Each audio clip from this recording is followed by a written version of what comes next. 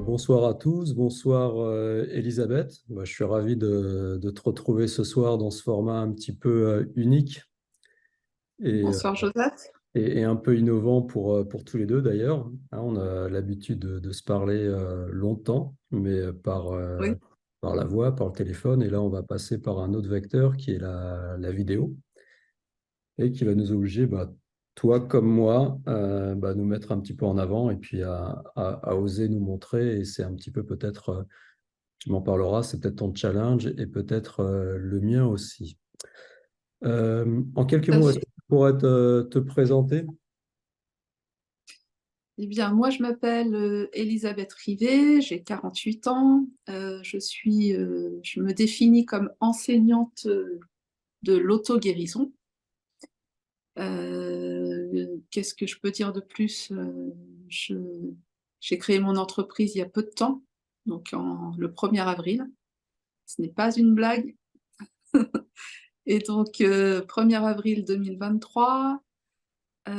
Pourquoi? Parce que ça fait des années que j'expérimente et que viennent à moi des choses un peu que je considère être extraordinaires ou on va dire des synchronicités en fait, des choses que j'aime bien dire magiques. Et voilà, en fait, je me rends compte que ma capacité, mon pouvoir de création, c'est d'aider les personnes à apprendre à s'auto-guérir. D'accord. En quelques mots, si je te demande qui tu es, indépendamment de cette présentation axée sur la guérison et l'accompagnement, si, Alors, si Elisabeth Rivet de me dire en quelques mots qui elle est vraiment au fond d'elle.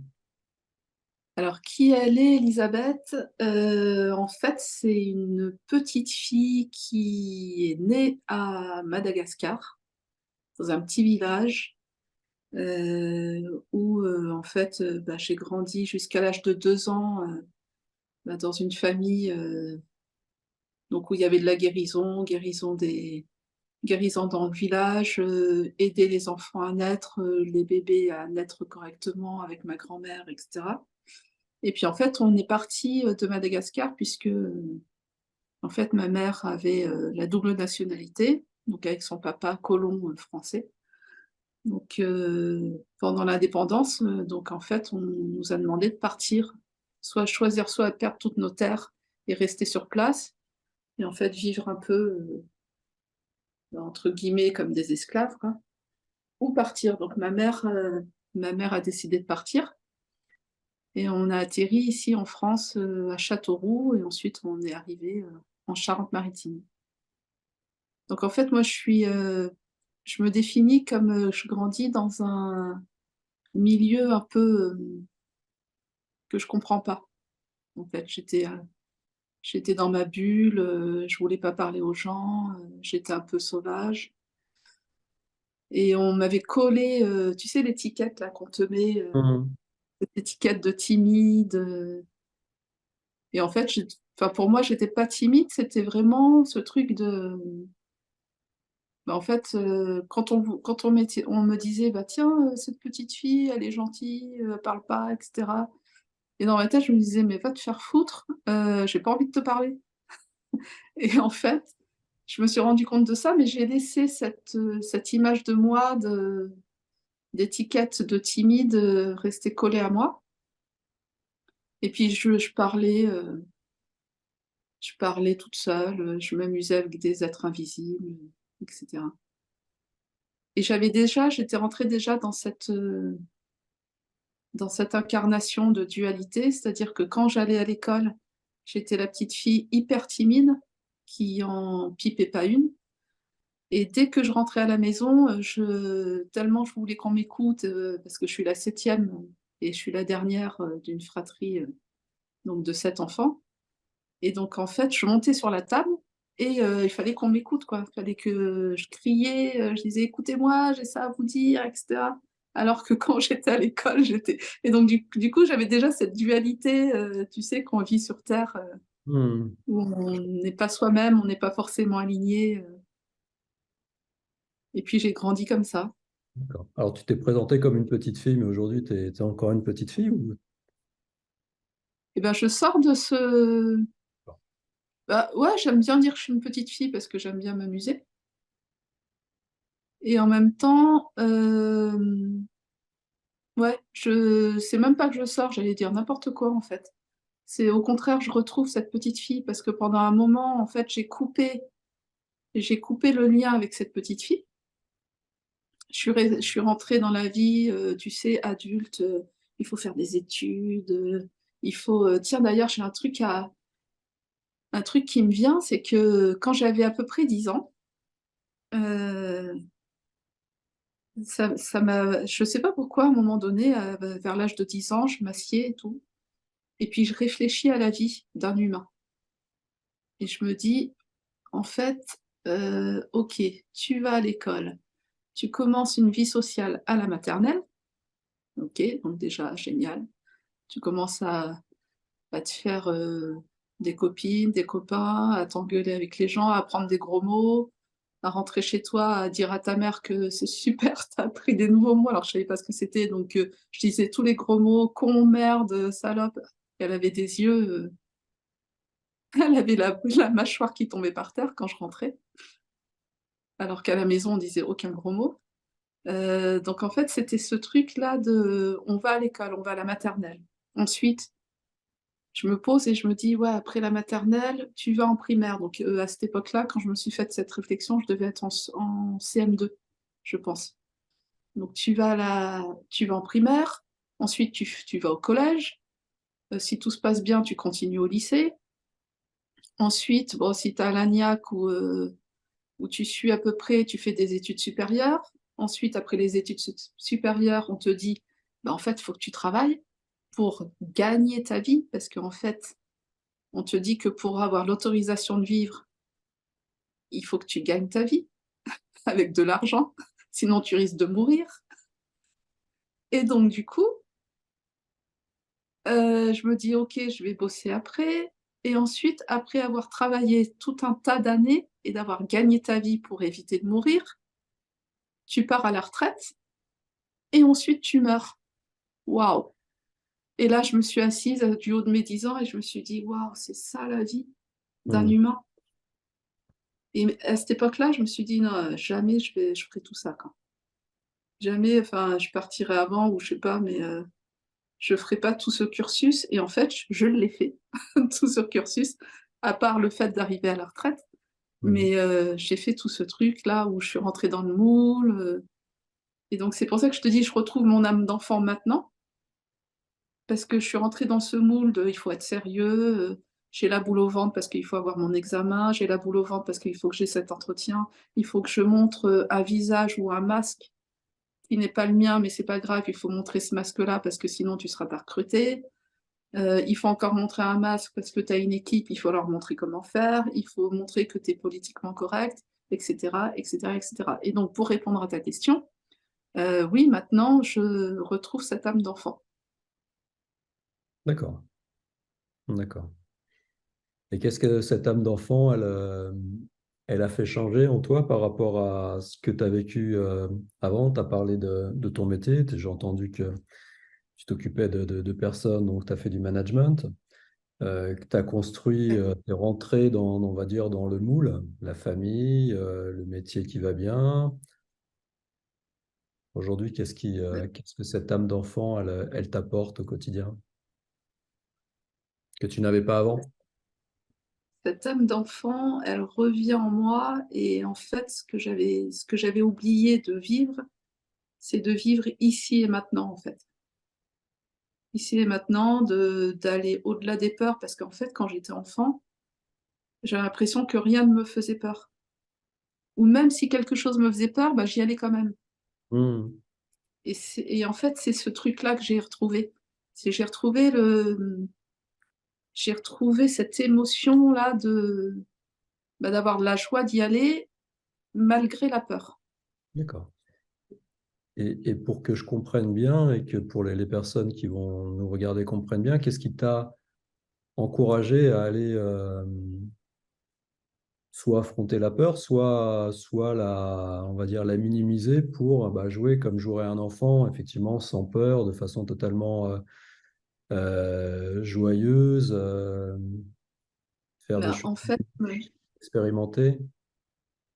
je me suis rappelé que je me suis rappelé qu'on n'a qu'une vie.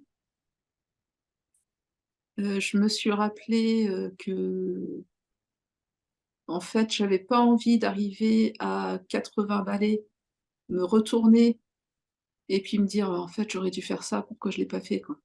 Mmh, mmh, mmh. Déjà ça et et cette question-là, je me la suis posée justement parce que je travaillais dans un grand groupe, de téléphonie et donc j'étais manager dans ce groupe-là et en fait, j'avais une bonne place, j'étais bien payée, je m'entendais bien avec mes collègues et à un moment donné, ça c'est comme si c'était plus fort que moi. À un moment donné, c'était, comme si à l'intérieur de moi, je me disais: «Mais en fait, non, j'ai pas envie de vivre déjà avoir un salaire où, ça augmente de quelques euros, tous les 36 du mois et encore, parce qu'en plus j'étais pas du style à demander quoi que ce soit, je faisais mon boulot, basta et donc du coup, je me suis dit: «En fait, non, je gagne» pour moi, ma façon de gagner ma vie était correcte, comparée à d'autres, mais en fait, au fond de moi, c'est comme si c'était pas suffisant. Il fallait que j'explore le monde. D'accord. Alors que j'explore le monde pas forcément, en voyageant, de façon concrète, mais que j'explore la vie humaine, tu vois? Et c'est pour ça que je fais ce métier-là, c'est que j'accompagne des personnes à s'auto-guérir parce que moi-même, pendant tout ce parcours-là, j'ai appris à auto-guérir, bah, mes émotions, j'ai appris à auto-guérir, bah, ma condition physique. J'ai eu Mmh. plein de défis à relever et je me suis rendu compte qu'en fait, j'ai relevé tous ces défis-là. Au final, c'est pourquoi? C'est pour le montrer au monde, pour montrer aux gens qu'en fait, tu peux vivre ta vie en étant maître de ton corps, en étant maître de tes émotions et en étant maître de ce que tu crées dans ta vie. D'accord. Je vais rebondir sur ce que tu as dit sur la notion de gagner sa vie, parce que je trouve ça très, très intéressant, effectivement, cette croyance qu'on nous met dans la tête enfant de bah, la vie, il faut la gagner, quoi. Alors que la vie, elle est en nous et notre premier souffle nous relie à la vie, de toute façon. Donc, c'est quelque Ouais. chose qui fait partie de nous. Si tu devais redéfinir cette expression pour la faire tienne aujourd'hui et peut-être qui résonne avec ce que tu fais aujourd'hui, tu passerais de gagner ta vie à quoi? Comment ça résonne en toi aujourd'hui? En fait, si je peux t'expliquer moi ma compréhension du terme «gagner ta vie», c'est comme si jamais tu gagnes pas d'argent, du coup tu te retrouves à la rue. Si tu te retrouves à la rue, bah, tu as pas à manger, tu as froid, tu es pas dans un confort. Tu en général, j'imagine, je dis bien j'imagine parce que ça m'est pas arrivé, tu as pas d'amis ou très peu et ensuite tu finis par mourir Mm. parce que tu as plus rien et tu as pas gagné ta vie. Ça, c'est ce qu'on nous met dans nos conditionnements, dans toutes nos couches d'oignons là qu'on a par-dessus nous, qu'on apprend à transmuter. Et si je te dis aujourd'hui, pour moi, la façon de transmuter le truc, c'est que j'ai transmuté gagner ta vie en joue ta vie, crée ta vie. Et du coup, bah, là, le rapport à la vie est différent puisque en fait, c'est pas tu subis pas ta vie, tu la crées. Hmm. Alors, c'est intéressant parce que juste avant de dire créer, tu as dit joue. Et je pensais Ouais, à gagner sa vie, c'est aussi bah, On gagne parfois quand on joue. Et pour Oui, gagner un prix, il faut jouer, quel que soit le jeu. Et effectivement, c'est intéressant ce que tu viens de dire juste avant de créer, c'est jouer. Et peut-être que dans cette création, il y a cette notion de jeu et puis cet enfant qui est là et ce qu'on a oublié justement peut-être avec tout ce qu'on nous a mis dans le cerveau, toutes les injonctions qu'on nous a mis dans le crâne pour effectivement que la vie soit dure, qu'il faille travailler absolument, qu'il faille se dépasser, qu'il faille être dans la compétition. Enfin bon, j'en passe et des meilleurs. Ok, ouais. super. Tu vois, ce truc de gagner sa vie, et on parle de conditionnement, en fait, ça me rappelle, où je suis, maintenant, super attentive à ce que je dis à mes enfants. Hmm. Et encore, je sais qu'il y a des choses, des conditionnements et des, comment on peut appeler ça là? Des croyances, des certitudes. Des croyances ou des tics de langage. Tu sais, ces tics de langage où, genre ma fille de 16 ans, ouais, elle veut faire 10 000 choses elle. Je l'adore. Elle pourrait, «Pourquoi on prend pas l'avion pour aller à New York?» «Ah ouais?» Et donc du coup, des fois, je la regarde, je fais: «Bah oui, prends tes chaussures, prends ton blouson, on y va». Et du coup, ce truc-là de se dire: «OK, il y a peut-être une réalité, mais au plus profond de moi, tous les rêves sont réalisables». Alors peut-être pas comme ça, là, maintenant, à l'instant T, genre je prends mon blouson, et puis, quoique, à la limite, on est sur La Rochelle, on prend la voiture, on prend la valise, on va à Orly et puis on se prend un billet, Hmm. Ah oui, finalement. c'est possible. Mais j'essaie de ne pas trop être, restrictive ou alors, la mettre dans un conditionnement de genre, l'argent ça tombe pas du ciel. Hmm. Bah, Hmm. si, des fois l'argent ça tombe du ciel parce que quand tu reçois un truc sur ton compte, tu sais pas d'où ça vient, ça tombe du ciel. D'accord. On va aller sur l'auto-guérison et on va aller dans le vif du sujet. Donc, tu es à l'origine d'une méthode qui s'appelle la méthode IPRA. Est-ce que tu pourrais nous Ouais. en parler, s'il te plaît? Nous dire ce que c'est, en quoi ça consiste et qui peut être concerné par cette méthode? Et ben, déjà, je vais répondre à la dernière question. Tout le monde est concerné par cette méthode. En fait, dans ce que j'ai, expérimenté dans ma vie, c'est que, on a une condition humaine, on a un corps physique de chair, après des corps subtils et cetera. Mais à l'intérieur du corps physique, on a, pour moi, tout un monde, tout un tas de cellules de la physique, enfin, c'est ce qu'on appelle de la physique quantique.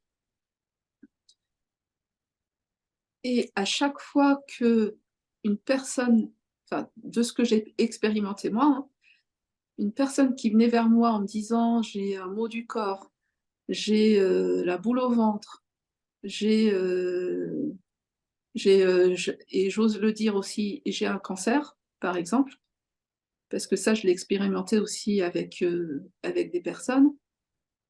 Et bien tout ça vient d'une énergie qui se maîtrise et qui se ressent. Je vais m'expliquer.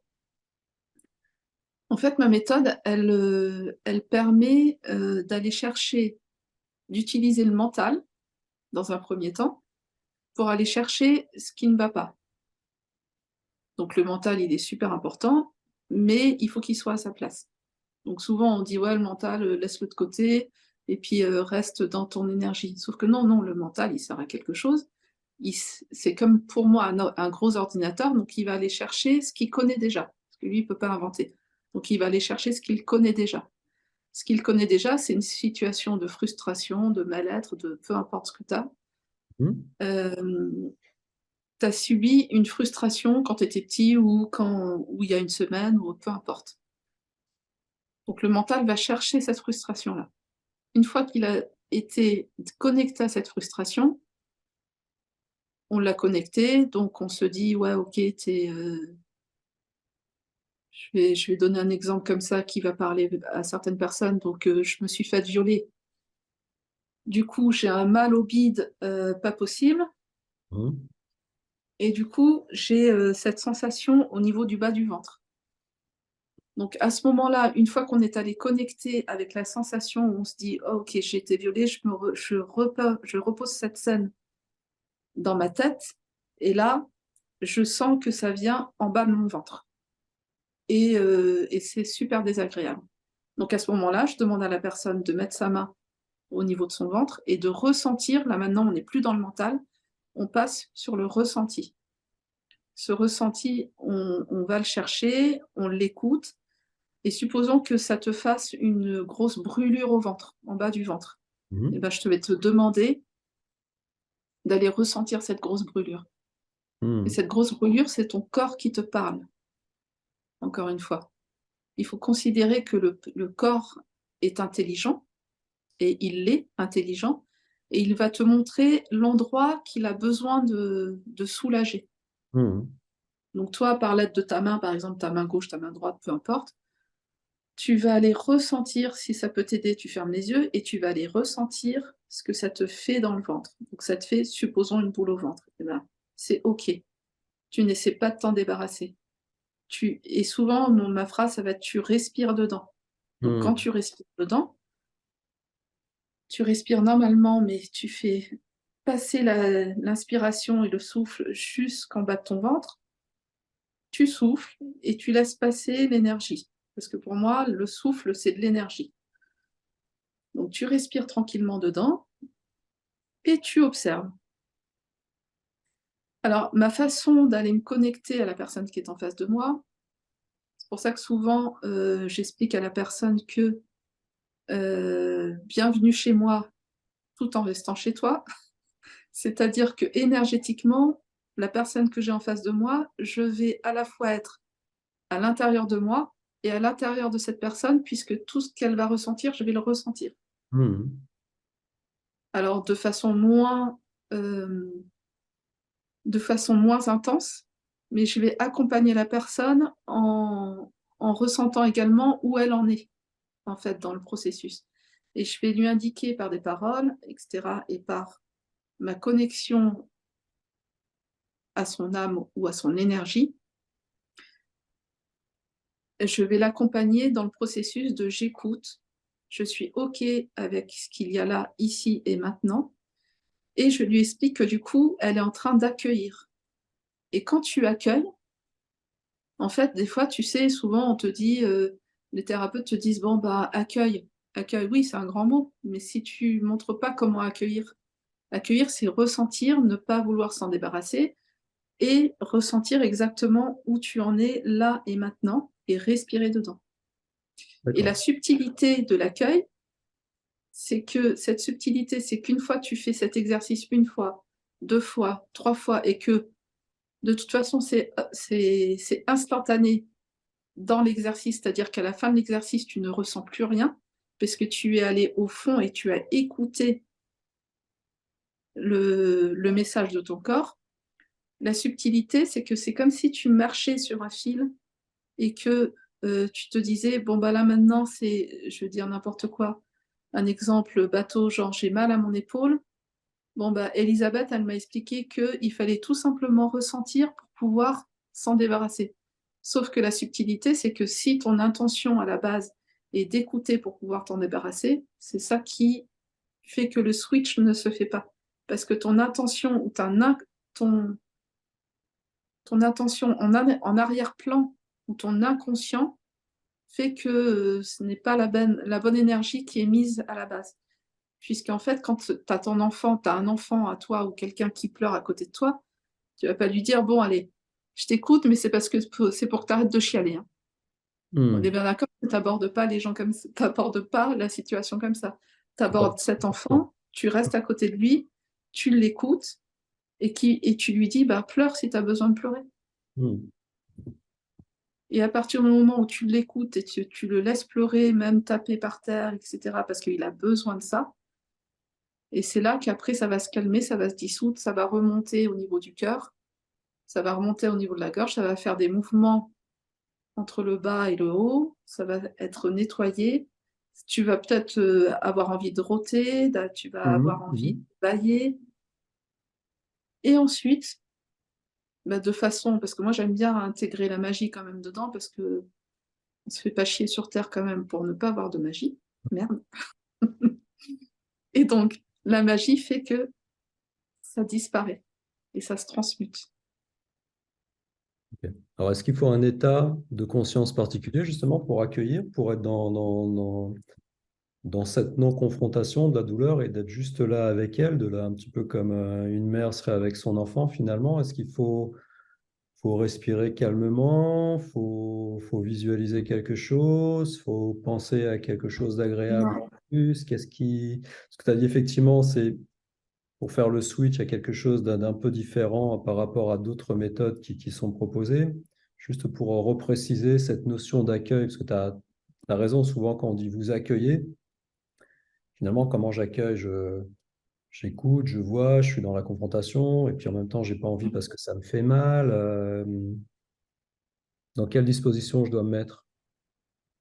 Alors moi, je te dirais que par exemple, moi aujourd'hui, ça fait des années que je pratique, que c'est mon truc à moi, c'est ma capacité, c'est mon pouvoir de création. Et je dirais que non, en fait, c'est comme si en fait, t'as pas appris à respirer quand t'es né.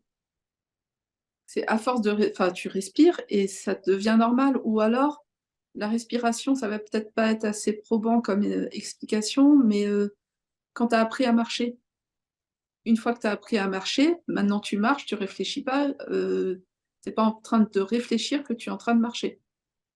On est d'accord. Ouais, Donc cette méthode-là, pour moi, à partir du moment où tu la pratiques tous les jours, enfin tous les jours, toutes les semaines, de façon euh, comme un sportif qui s'entraîne en fait.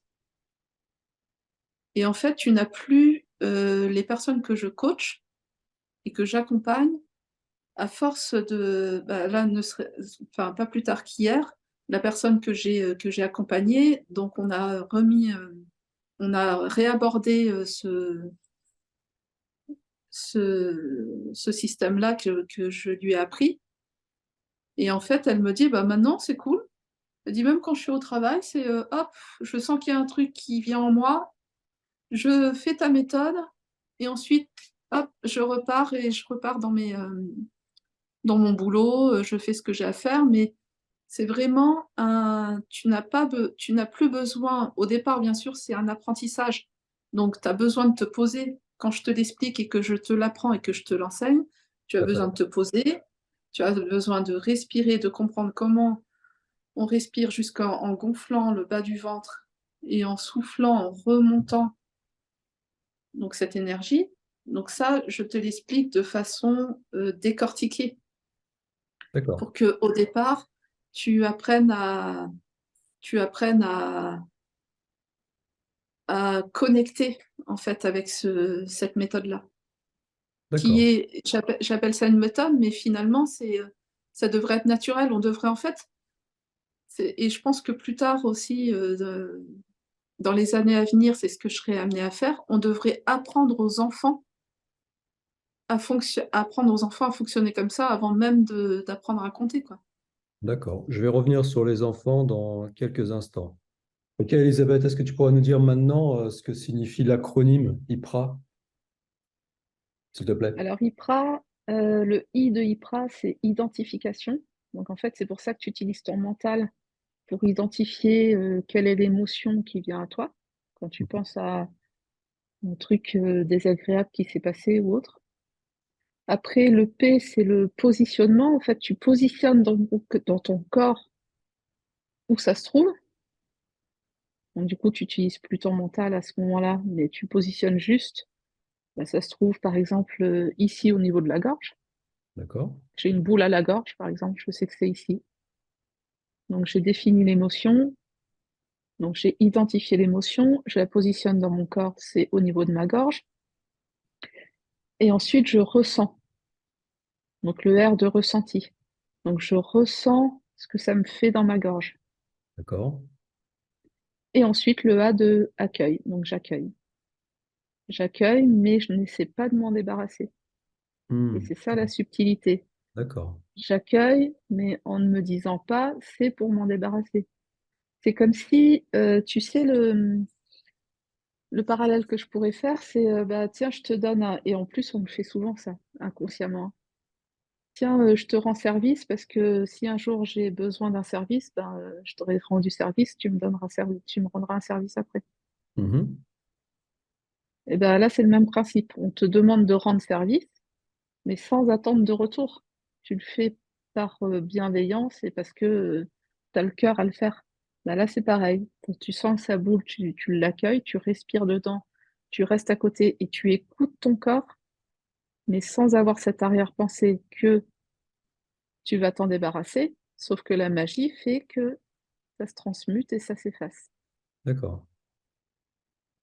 Alors, si je reprends un peu la constellation de toutes les méthodes, enfin, au moins de celles que je connais humblement, pour avoir fait un petit peu d'hypnose, on a tendance, nous, à visualiser, et puis si on identifie une douleur, peut-être à en réduire le champ, la taille, peut-être la Mmh. forme, la consistance, la densité, la faire glisser le long, tout dépend où elle est située dans le corps, mais Mmh. peut-être l'enfoncer le plus profondément dans le sol. Voilà, on va utiliser un petit peu plusieurs artifices, et notamment la Mmh. visualisation, le ressenti aussi. On parle aussi beaucoup aujourd'hui de la loi d'attraction, de la vibration, Mmh. de se projeter dans quelque chose de, on va dire, d'idéaliser, ou peut-être de se projeter déjà dans la guérison. Qu'est-ce qui fait en fait que ta méthode diverge un petit peu de tous ces process, de tous ces procédés, on va dire, qui sont avérés, Mmh. qui sont là depuis longtemps, dont on parle beaucoup. Hein, si on parle de la loi d'attraction en ce moment, effectivement, on a tout un tas d'approches qui décrit un peu plus précisément ce que c'est. Mmh. Euh, Ouais, comment tu peux, mais toi, effectivement, euh, mettre en avant ce que tu fais, ou peut-être juste en définir les différences. en fait, c'est une très bonne question ce que tu poses là, Joseph, parce qu'en fait, pour moi, quand tu me décris, la méthode de l'hypnose, par exemple, et Mhm. que tu visualises, déjà rien que te dire de visualiser, tu utilises quoi pour visualiser? Bah, Ton mental? le mental, le regard intérieur, l'imagination, si jamais on ne voit pas, parce que tout le monde n'a pas la capacité de voir, hein, d'avoir Ouais. cette capacité à visualiser quelque chose. Donc ça peut être même juste simplement l'intention de voir. Mmh. Bah, en fait, moi, cette méthode-là ne me parle pas. Alors peut-être qu'elle fonctionne, Mhm. et d'ailleurs c'est prouvé parce que ça fonctionne sur, beaucoup de personnes. Est-ce que ça fonctionne sur tous? J'en suis pas sûre. Après moi, la méthode que j'expérimente et qui fonctionne pour moi à chaque fois que je l'ai expérimentée à 100, c'est que tu es dans le ressenti. Et Mhm. d'ailleurs, lorsque tu dis, bon déjà pour moi la visualisation, tu restes dans le mental et non pas dans le ressenti. Et quand tu restes dans le mental, à un moment donné, tu dis, bon bah tu essaies de diminuer, diminuer, diminuer Mhm. et tu emmènes et ben ce truc-là que tu ressens, tu l'emmènes cette visualisation jusqu'à la terre, par exemple. Bah, c'est comme si tu essayais de contrôler, tu contrôles les choses. Mhm. Tout à fait. Alors moi, je prends le contre-pied de ça puisque les choses sont comme elles sont. Et en fait, on donne un peu trop de pouvoir au mental. Or, moi, le pouvoir que je le donne au corps, parce que Mhm. le corps est intelligent. Et donc, j'utilise dans le processus effectivement le mental pour aller détecter, mais ensuite, je laisse libre au corps de s'auto-guérir. Mhm. Et à partir du moment où le mental donne l'information, c'est pour ça que pour moi, ce que je comprends dans soit aligné, c'est tu alignes ton mental avec ton corps, avec ton cœur, et tout le monde travaille ensemble en fait. Donc lui, le mental, il a fait son boulot. Une fois qu'il a fait son boulot, basta, je te laisse le relais au corps. Et le corps, il dit au mental, ok, j'ai compris. tu as voulu me faire comprendre ça, maintenant j'ai le droit de faire mon processus parce que moi je sais ce qu'il faut faire. Hmm, hmm. Et je te demande juste de m'accompagner avec ta respiration, avec ton... Et comme ça, on fait un boulot d'équipe en fait, un travail d'équipe. D'accord. Du coup, est-ce que pareil, je vais revenir sur différentes pratiques que je connais, que Mhm. j'ai pu expérimenter. Effectivement, on nous demande de nous débarrasser finalement de quelque chose, de couper des liens. On l'entend beaucoup, ça, Mhm. dans tout un tas Ouais, aussi oui, d'autres oui, pratiques, du transgénérationnel, ouais. constellation. Voilà, on veut se débarrasser d'un lien. Alors, je sais que certains praticiens n'aiment pas ce terme, au contraire, sont plutôt là pour faire avec et puis pour transformer, alchimiser quelque Mhm. chose qui nous accompagne. Et puis, tu as parlé d'alignement, et on va dire les trois points d'alignement que sont le mental, le cœur et le corps. Est-ce que quand tu fais cette pratique, tu mets une intention? Parce que là où moi, je voudrais bien comprendre la chose, être sûr d'avoir bien compris, c'est Mhm. est-ce que quand je suis dans le ressenti, dans l'accueil, dans la perception, est-ce que je dois mettre une intention? Je reviens encore une fois exprès à l'hypnose ou Mhm. d'autres pratiques, la gratitude même, on va aller un petit peu se projeter dans un futur désirable. Est-ce que je pose une intention ou finalement je suis vraiment là en tant que spectateur, j'expérimente, autant que faire se peut, je ne mets pas d'intention, mais quand on est malade, on veut quand même guérir, donc il y a quand même une intention qui se met. C'est juste ça que je voudrais que tu développes et que tu m'expliques, s'il te plaît. Mhm. Alors, pour moi, l'intention, il n'y en a pas.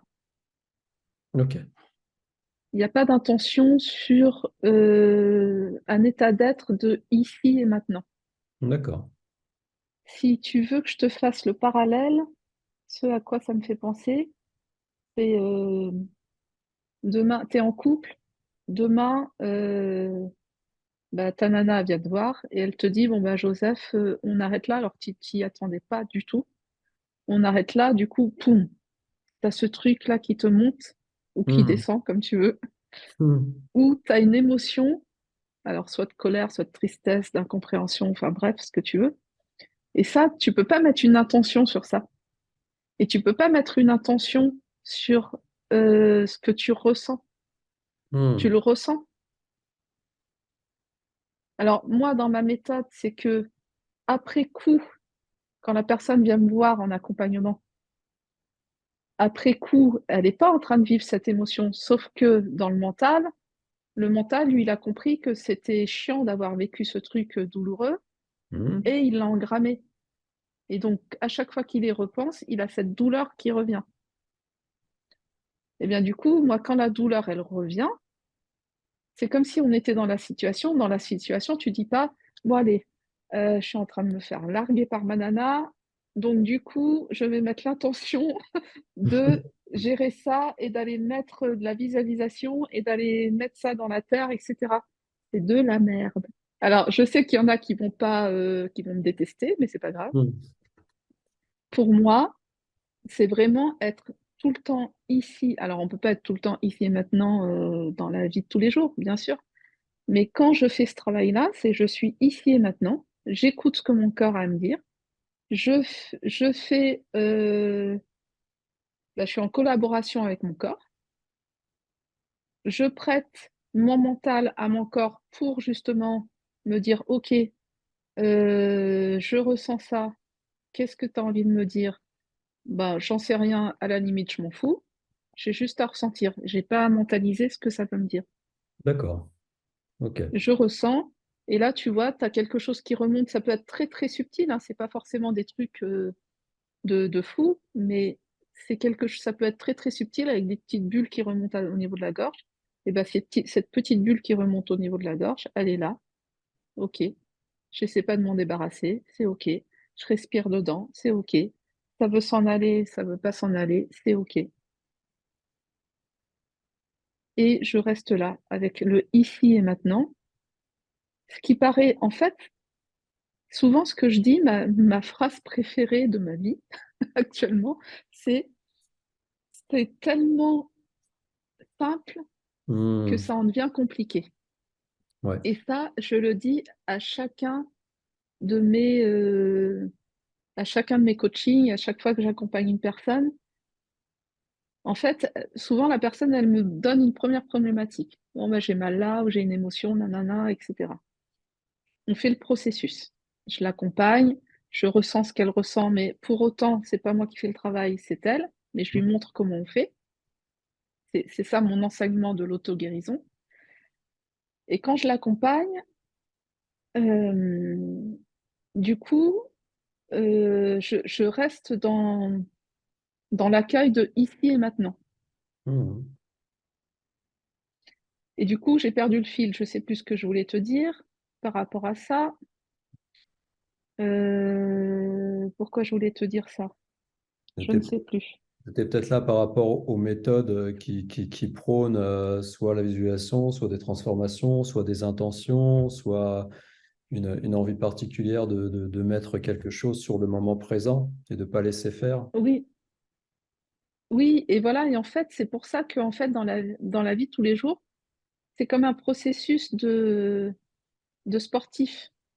Tu sais, les sportifs, ils ont tellement l'habitude de faire ça, de répéter, de c'est ce que j'apprends aux personnes que j'accompagne, en fait et à un moment donné, ça devient naturel et tu peux marcher dans la rue, tu as un truc qui te choque ou tu vois quelqu'un, se faire taper, j'en sais rien, ça te donne une émotion.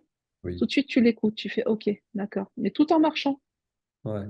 Tout en marchant, tu te mets pas au milieu de la rue, tu te mets pas en tailleur et tu dis: «Attends, il faut que je fasse mon exercice parce Hmm. que là, ça craint». Non, tu marches, tu continues à ressentir, tu es aussi bien à l'extérieur qu'à l'intérieur de ton corps. Tu le fais en 2 3 minutes, même pas, voire 30 secondes, tu respires dedans, tu sens qu'il y a une boule qui remonte ou une bulle et soit tu rotes, soit tu bailles, j'en sais rien, tu fais ce que tu veux. Hop et ça passe et tu passes à autre chose et en fait, c'est à la manière des enfants. Tu sais, au début de l'entretien, de la vidéo, tu me posais la question par rapport à mon état d'être, si j'étais encore une enfant ou pas, Petite fille, ouais. une petite fille et en fait, les enfants, comment ils fonctionnent quand tu les observes? Ils se font mal, ils crient un bon coup, limite ils se roulent par terre et après tout d'un coup, hop, ils se relèvent, tout va bien et toi, tu es adulte, tu la regardes et tu regardes, tu dis: «Elle est complètement, fada cet enfant». Hmm. Bah non, elle est là, ici et maintenant, elle a eu mal sur l'instant T, elle a poussé un grand cri et maintenant ça va mieux, hop, elle se relève, elle est partie rejouer. Et ben, en fait, nous, on a oublié d'être comme ça, même avec notre corps. D'accord. Ok. Est-ce que ça veut dire du coup que quand on fait cette pratique, on doit être dans un état effectivement de non-attente, de ne pas être dans l'attente de ce qui viendra, de ce Mmh. qui probablement ne viendra pas ou viendra. Et comment on arrive à trouver aujourd'hui, c'est ça aussi moi qui m'intéresse. Alors c'est ce que tu fais dans tes accompagnements, mais dans une vie où tu as cité l'exemple des enfants, ils se lèvent, ils tombent, ils repartent, ils jouent. Mais nous, effectivement, on a pour beaucoup, pour moi, pour les personnes qui ont des centres mentaux très très forts, on a Mmh. tendance à ruminer, ruminer, ruminer. Et effectivement, une chute, ça peut nous faire des semaines, voire des mois à raconter à nos proches, et je suis tombé, et patati, et je me suis fait mal au genou, je me suis fait mal là. Et effectivement, on perd tout le discernement et le côté joyeux d'un enfant qui lui, bon, ok, bah, je me Mmh. suis fait mal, bing. Et c'est vrai que, comme dit Joe Dispenza, là, vous mettez votre attention, vous mettez votre énergie. Donc, on va mettre notre énergie dans le bobo qu'on a au genou, au pied, Mmh. au dos, enfin, où on veut. Donc, effectivement, et en ayant l'envie de se guérir et avec cette envie de guérir, finalement, on focalise toute notre énergie sur le point de la douleur jusqu'à peut-être Mmh. l'amplifier, pourquoi pas. Donc toi, ce que tu me dis, c'est que finalement, je suis dans un schéma mental d'observation, d'accueil, et je fais que ça. C'est comme si j'avais en face de moi le film de quelqu'un d'autre qui a la douleur Mmh. et qui l'accueille. À la Mm. limite, c'est un étranger, c'est une étrangère. Alors, Ça ne me touche pas ouais. parce que finalement, je ne suis pas acteur du truc, je suis spectateur. Est-ce que c'est un peu ça, finalement? Alors, je rectifie un peu ce que tu viens de dire parce que tu me dis, tu restes dans un schéma mental d'acteur et tu observes. Tu restes pas dans un schéma mental. Tu utilises ton mental pour aller chercher et à la limite, tu utilises ton mental quand tu n'es pas dans la situation.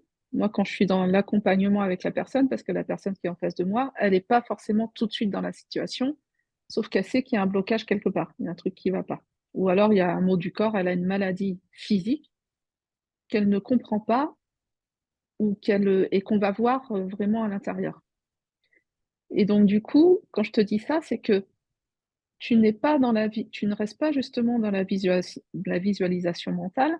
Et justement, quand les choses t'arrivent de but en blanc comme ça, tu n'es pas en coaching, mais il t'arrive un truc, un drame, n'importe quoi, là, tu n'utilises même pas ton mental. La pratique fait que tu serais amené à ressentir tout de suite ce qui t'arrive, Hmm. même plus en passant par ton mental. Ouais, je comprends. Et en fait, c'est comme si, ce que ça me montre là, c'est comme si quand tu restes dans ton mental, et que tu expliques que j'ai un bobo, nous adultes, on se fait mal et du coup, quand on se fait mal, on met des semaines et des semaines à guérir parce qu'on va se mettre toute une couche de vernis, d'histoire sur ce qui vient de nous arriver, alors qu'on s'en fout. Hmm. On est juste en train de nourrir notre mental en disant: «Ah ouais, bah tiens, finalement». C'est pas inconsciemment, on se dit, ben, on se le dit pas consciemment, bien sûr, mais inconsciemment, c'est comme si: «Ah bah là, je me suis fait mal, peut-être que là, du coup, on va peut-être s'occuper de moi, il y a des gens qui vont venir me voir et cetera». Un sujet. Donc j'aime bien raconter toute ma petite histoire je me mets une couche de vernis qui Hmm. brille bien Eh oui. et puis il y a des gens qui vont venir me plaindre. Du coup, comme ils vont venir me plaindre, je me dis: «Bon, bah, pourquoi je guérirais maintenant? Je vais guérir dans 3 semaines, comme ça j'aurai 3 semaines de bienveillance autour de moi». Ah oui, là, on peut tomber dans la manipulation émotionnelle, bien évidemment, et effectivement, dans ce qu'on voilà, ce qu'on connaît Ah ouais. et ce qui peut se jouer, effectivement, pour certaines personnes, voilà, pour qu'elles aient un peu plus d'attention, justement. Mmh. Ok, d'accord. Et en fait, pour rebondir pour continuer sur cette question-là, c'est quand on te demande de t'occuper de toi et de t'aimer, alors c'est pas évident, mais du coup, c'est ça, c'est rentre à l'intérieur de toi. Ouais. Ce que tu demandes à l'extérieur «Je suis à l'hôpital, j'ai envie qu'on s'occupe de moi, nanana», tout Hmm. ça, bah, apporte-toi ça. Apporte-toi cette, cette bienveillance, apporte-toi et limite, prends-toi dans tes bras. Hmm. Prends-toi dans tes bras.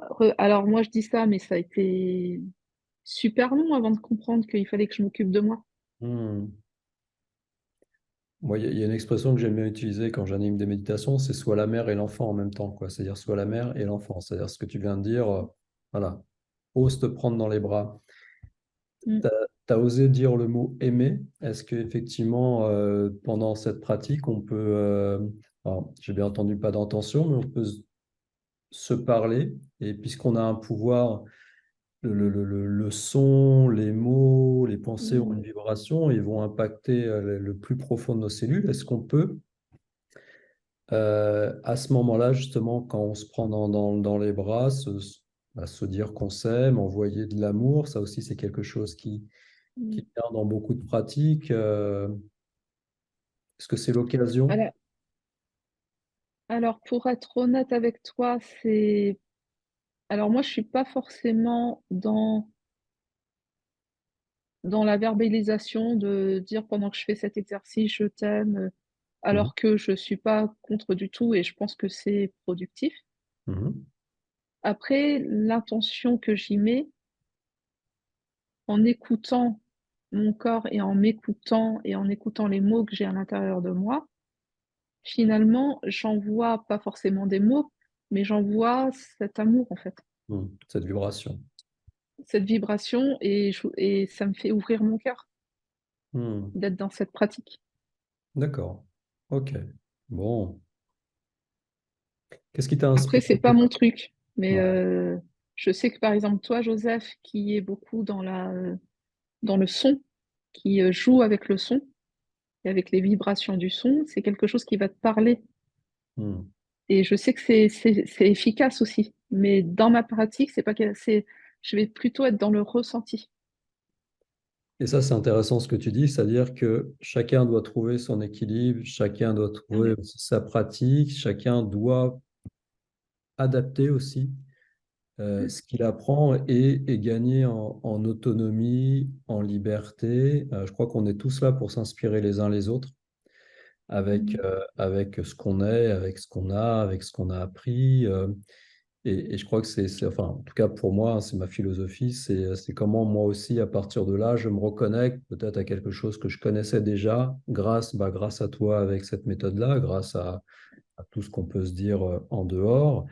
Et je pense que c'est aussi intéressant de permettre à chacun aussi de retrouver son autonomie, de reprendre un petit peu son Mhm. pouvoir, hein, et de se dire, voilà, je suis là et j'existe. Ma vie, là, je suis pas en train de la gagner, mais je suis en train de la vivre. Parce qu'on fait un petit, Mhm. et je veux la vivre pleinement. Et quoi qu'il se passe, alors des fois, il y a des choses agréables, neutres, pas forcément agréables, mais voilà, j'ai ça à traverser. Et qu'est-ce qui peut me transcender dans ces passages-là, quoi, dans ce chemin-là. D'accord. Je reviens à ta méthode. Comment tu l'as. Est-ce que tu as été inspiré? Est-ce que comment finalement elle est venue? Alors, tu m'as dit effectivement que c'est un peu ce que tu faisais quand tu étais enfant, mais maintenant que tu es adulte, comment t'es venue l'idée déjà de l'appeler comme ça? Est-ce que un matin tu t'es levé et tu dis waouh, je suis en train j'ai découvert une pratique ou je veux proposer ma pratique? Qu'est-ce qui t'a inspiré? Tes guides, le fait d'avoir écouté quelqu'un, ton cœur, ton ressenti? Ben, en fait, si tu vois, quand tu me poses cette question, qui est une très bonne question d'ailleurs, parce que j'ai cette image d'un entonnoir, Mhm. comme si ma vie, en fait, elle avait commencé ici, donc dans un spectre très Mhm. large, Mhm. d'expérience, Mhm. et comme si elle descendait, elle descendait, elle descendait. Alors, je sais pas si elle descend, mais je veux dire, elle se resserre Mhm. comme un entonnoir, et plus j'avance dans la vie, plus ça devient précis, plus ça devient précis, plus ça devient précis, plus ça devient précis, et plus on est là, ici et maintenant, aujourd'hui, où je sais exactement ce pourquoi j'œuvre dans cette vie, en fait. D'accord. Et donc, en fait, si je reviens à l'endroit où, en fait, c'était des spectres d'expérience très, très larges, j'étais toujours dans je subis. Et même quand je ne subissais pas, j'avais cette sensation de waouh, en fait, là, il se passe rien, on m'a pas encore bouffé, on m'a pas encore tué, sauf que je sens que je vais encore avoir un truc qui va m'arriver. Tu vois ce que je veux dire?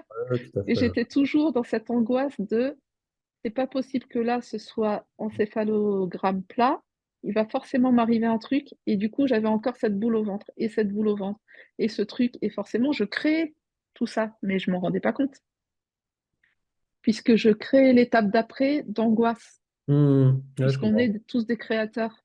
Hmm. Et donc, j'ai grandi dans ce truc où je subissais ma vie, Hmm. tout en ayant des moments de calme, on va dire, et d'euphorie et de joie, etc. Je dis pas que ma vie, elle était complètement pourrie, hein, mais j'avais toujours ce truc comme une épée de Damoclès Ouais.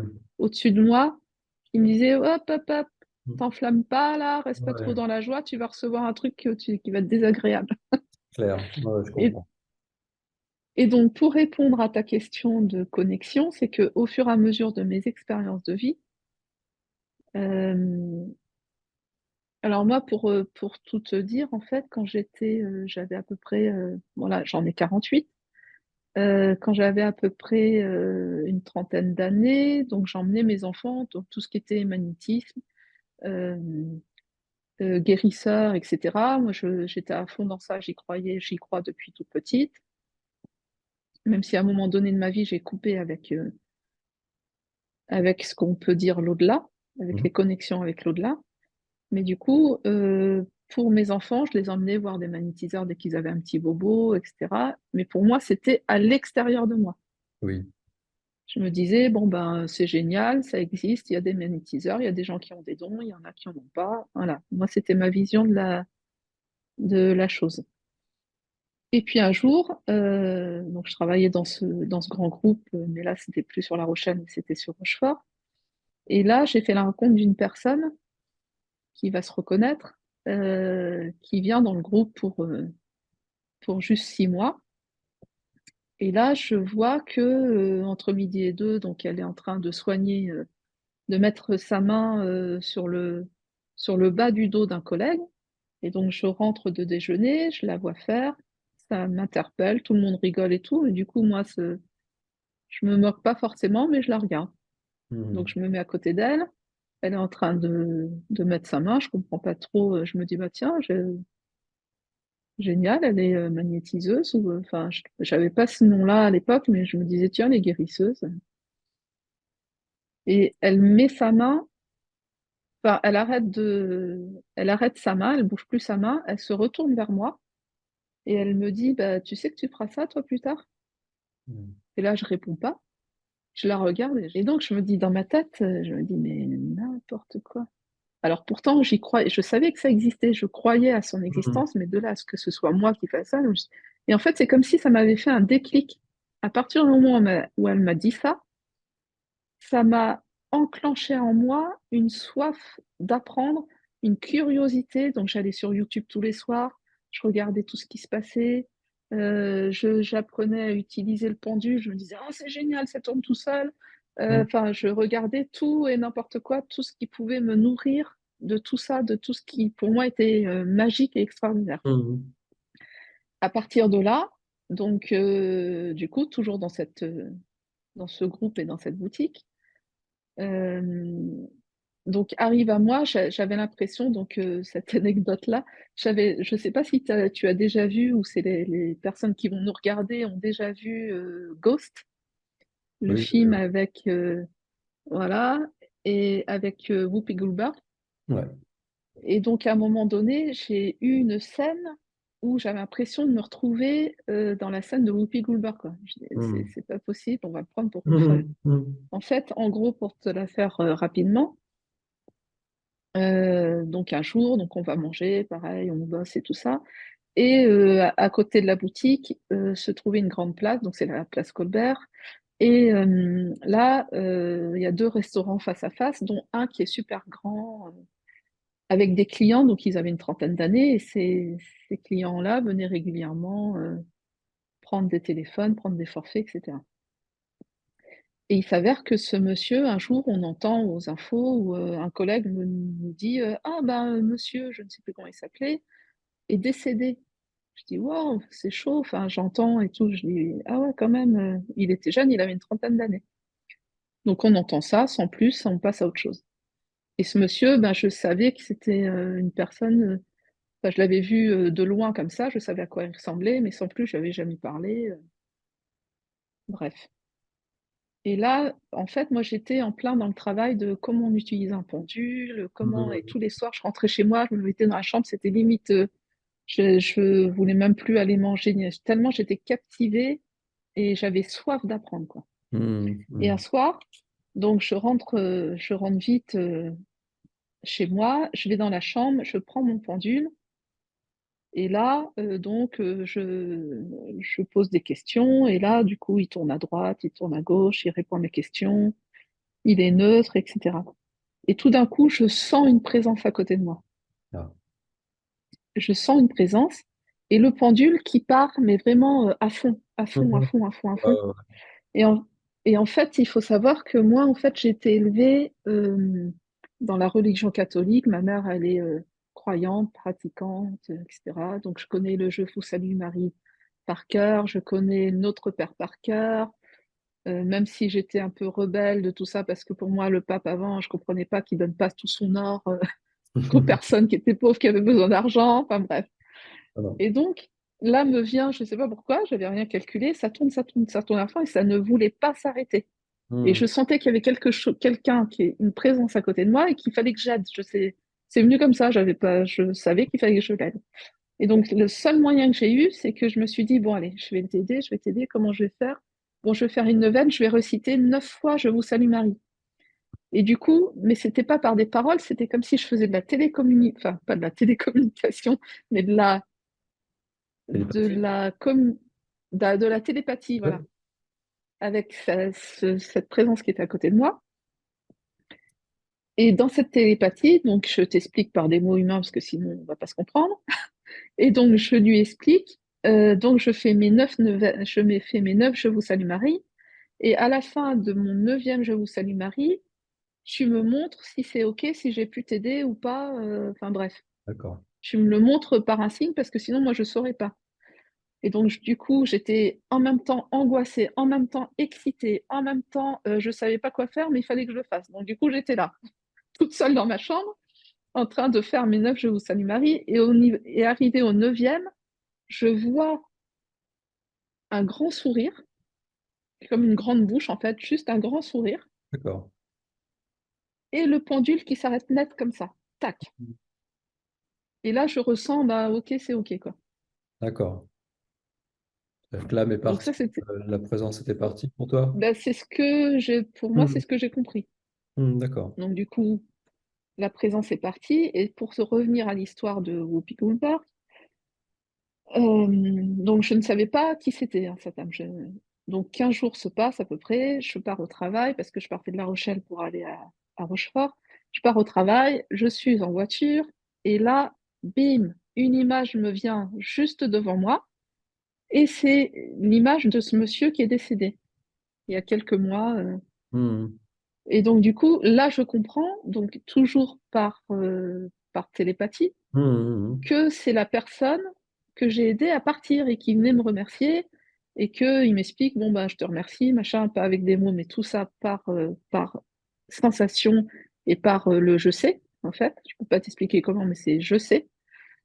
Il m'explique ça et en même temps, il m'explique, bon, bah, maintenant, il va falloir que tu ailles voir ma femme et que tu lui expliques que je vais très bien et que tout va bien. Je fais non, ça va pas être possible. hmm, Déjà, ta femme, je la connais pas. Je sais pas trop à quoi elle ressemble. Je savais que c'était une petite blonde mignonnette, mais je n'avais jamais parlé. Et je lui dis non, ça va pas être possible. Et il fait si, si, il insiste. Et j'ai même pas eu le temps de dire non ou oui ou quoi que ce soit. Il m'envoie une photo avec une tétine.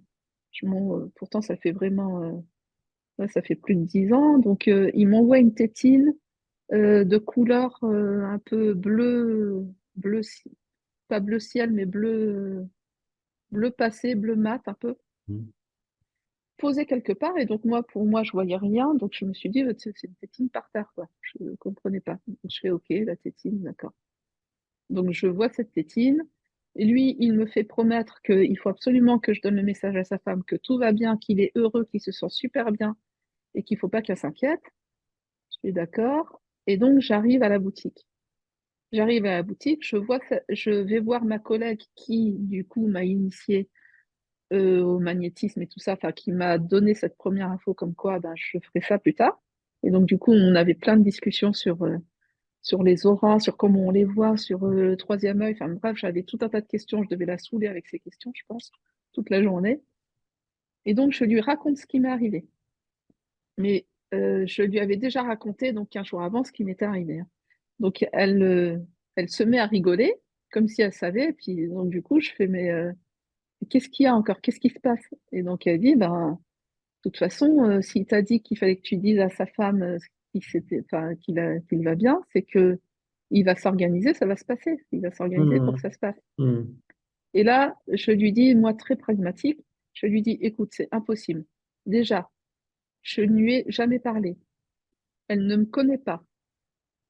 Les conditions feraient que, il faudrait que, et on avait un chef d'équipe à l'époque qui avait son bureau, il faudrait que le chef d'équipe ne soit pas là, puisque je ne vais pas dire ça devant tout le monde, je vais forcément l'emmener dans le bureau. T'imagines tous les paramètres qu'il faut avoir? Et elle me fait, oh, t'inquiète, ça va arriver. Et donc, du coup, il s'est passé à peu près 15 jours. Tous les jours, je regardais la porte de la boutique en me disant, j'espère qu'elle va pas rentrer dans cette boutique, sinon sinon je sais pas comment je vais lui expliquer. 15 jours se passent à peu près. Et là, un jour, il y a donc les personnes, donc des conseillers qui étaient tous occupés, sauf moi. Forcément, sauf moi. Et là, il y avait le nombre de clients pour le nombre de conseillers. Et il restait plus que moi libre, donc je faisais mes dossiers, etc. Et là, il y a une personne qui rentre dans la boutique et c'était elle. Et là, je regarde donc, ma collègue qui était à l'accueil, qui connaissait l'histoire, qui me regarde avec un sourire, genre, il va falloir y aller maintenant. Et là, du coup, j'ai levé mes yeux au ciel et je sentais que la présence de cette âme qui était partie. Je le sentais à côté de moi. Et là, je lui dis, c'est pas possible, comment je vais lui dire? Et elle est venue, cette jeune fille, cette jeune dame, avec une jeune fille qui était à côté d'elle, mais je ne savais pas qui c'était. Et donc, du coup, cette dame s'approche, très en colère en plus. Et elle pouvait passer qu'avec moi, j'étais la seule à ne pas avoir de clients. Donc, elle passe avec moi. Elle était super en colère, cette dame. Et donc, tout en me parlant, en fait, elle venait pour sa problématique de téléphone. Elle avait récupéré le téléphone de son mari lors de l'accident, qui était complètement broyé, mais elle avait récupéré la carte SIM et voulait garder son numéro de téléphone. Ah d'accord, ok. Voilà, parce que c'était D'accord. sentimentalement, elle voulait avoir le numéro de téléphone. Sauf que, donc elle me dit, c'est inadmissible, ma ligne a été coupée, c'était le numéro de mon mari, non, non, non, tout ça. Il est décédé. Et moi, bah, du coup, je regarde sur l'ordinateur et je vois, en fait, les relances qui avaient été faites par mail. Et il y avait 4 ou 5 relances et je lui dis, bah, je suis désolée, madame, mais on vous a relancé pour que vous puissiez envoyer vos papiers, pour qu'on puisse mettre la ligne à l'identique, mais à votre nom. On n'a jamais reçu ces papiers. Donc, du coup, au bout d'un moment, on vous a fait des relances, 2 ou 3 relances, vous n'avez jamais répondu, et ça a coupé la ligne, quoi. Ah d'accord. Et là, elle se met en colère et je lui montre l'écran. Je lui dis, regardez, ça a été envoyé telle date, telle date, telle date. Elle fait, mais je ne les ai jamais reçus, c'est quoi ce bordel? Non, non, non. Enfin, bref. Et là, du coup, tout en me parlant, j'avais moi à côté bah, cette sensation de me presser, genre, allez, ben, dis-lui maintenant, t'as promis, tu lui dis, t'as promis, tu lui dis. Et donc là, je me disais, mais oh, attends, c'est pas possible, je ne veux pas lui dire. En plus, il y a quelqu'un qui est à côté, il y avait des clients à côté, de l'autre côté, enfin bref, c'était pas possible. Et là, du coup, je lui dis, bon, bah, c'est pas possible, on va vous faire une carte provisoire, mais ce sera pas le même numéro, c'est impossible de le récupérer. Donc, elle repart. Et là, au moment où elle marche, j'avais l'impression d'avoir la scène au ralenti. Au Oui. moment où elle marche pour sortir, moi, je regarde le ciel et je dis, dans ma tête, je dis, je suis désolée, j'ai pas pu lui dire que c'était pas possible. Et au moment où je lui dis, je suis désolée, je peux pas lui dire, elle se stoppe à l'entrée et elle voit un pote à elle, elle lui fait la bise, elle papote, elle papote, elle papote. Et là, du coup, je me dis, bon, ben, il faut que je prenne un autre client, comme ça, je passe à autre chose. Sauf que personne n'arrivait. Personne, comme si c'était fait exprès, quoi. J'avais pas d'autres clients. Et là, c'est comme si on me poussait en avant pour aller la voir. Donc, j'avais pas le choix, il fallait que j'aille en avant. Donc, j'avance, je fais 2, 3 pas et elle voit que je me dirige vers elle et que j'étais un petit peu gênée. Et donc, du coup, tout de suite, elle capte, elle fait oui, vous avez quelque chose à me dire. Et là, donc, le monsieur s'en va, lui, il fait ce qu'il a à faire. Et il y avait une sorte de sas entre la porte d'entrée de la boutique et la porte coulissante vitrée. Donc il y avait une sorte de sas. Donc je l'emmène dans le sas et là, la voix tremblante, je lui dis, je savais même pas comment aborder le truc, parce qu'en plus déjà, moi j'étais novice, je me disais, j'apprends tous ces trucs là de magnétisme, de connexion, je savais même pas de quoi je parlais. Et donc je lui dis, bah, est-ce que vous croyez au don des gens? Enfin, Et là, elle me regarde, elle fait oui, pourquoi? Et là, je sens qu'elle capte en fait. D'accord. Et donc, je lui dis, bon, bah, venez dans le bureau. Et tu sais, tout le truc que j'avais dit à ma collègue en disant, ouais, mais il faut qu'il y ait personne dans le bureau, il ne faut pas qu'il y ait notre chef et tout ça. Le chef n'était pas là ce jour-là. Donc du coup, je l'ai emmenée dans le bureau, j'ai fermé la porte, donc il y avait cette jeune fille, mais après j'ai appris que c'était sa petite sœur qui était là. Je sais plus comment ça s'est passé, je crois qu'elle s'assied tout de suite. Elle prend la première chaise, elle s'assied parce qu'elle avait déjà les larmes aux yeux, elle sentait, je pense, que j'avais un truc à lui dire d'important. Et moi, j'en avais la voix tremblante, je tremblais dans tous les sens, et je lui dis, bah, j'ai un truc à vous dire, mais le premier truc, j'ai un message à vous laisser. Donc, votre mari est venu me voir, il m'a demandé à ce que je l'aide à passer à la lumière et de vous dire qu'il va très bien, que tout se passe bien, etc. Et là, elle se met à éclater en sanglots, elle me prend dans les bras.